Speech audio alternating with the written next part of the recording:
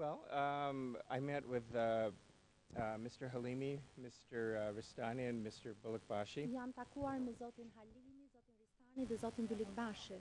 And the primary focus was on judicial reform. Fokusi kryesor ka qenë mbi reformën gjyqësore.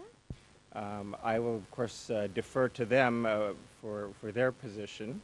Për sa I përket pozicionit të tyre do t'ju referoja tek ata. But the United States view on judicial reform has always been very consistent. Por këndvështrimi I Shteteve të Bashkuara për reformën e gjyqësor ka qenë gjithmonë konsekuent. We agree that judicial reform in a very broad sense is an urgent priority for the country. I mentioned the High Council of Justice because I know it's in the news a lot. Obviously, the HCJ is part of that discussion. And given the sometimes uneven performance of the HCJ, the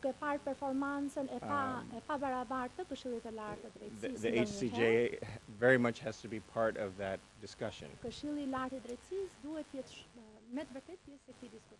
It is the view of the United States that the most effective approach is one that is comprehensive and deliberate.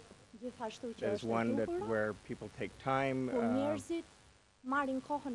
and the best way would be for the full participation of Parliament,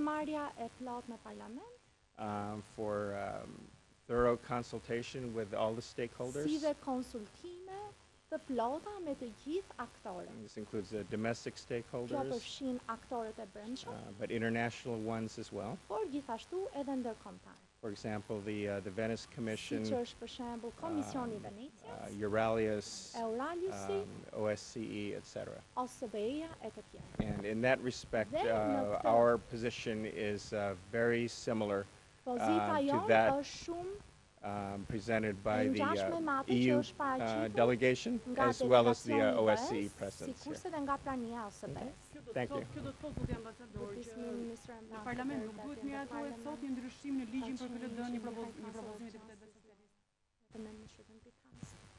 Let me just restate. Our view is that given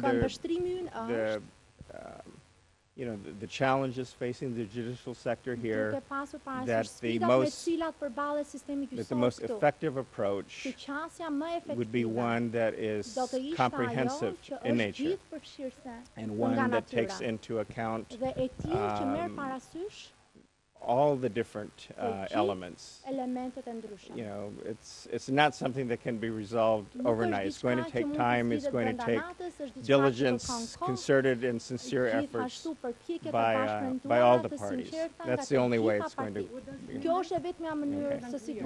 Thank you. One last question, please.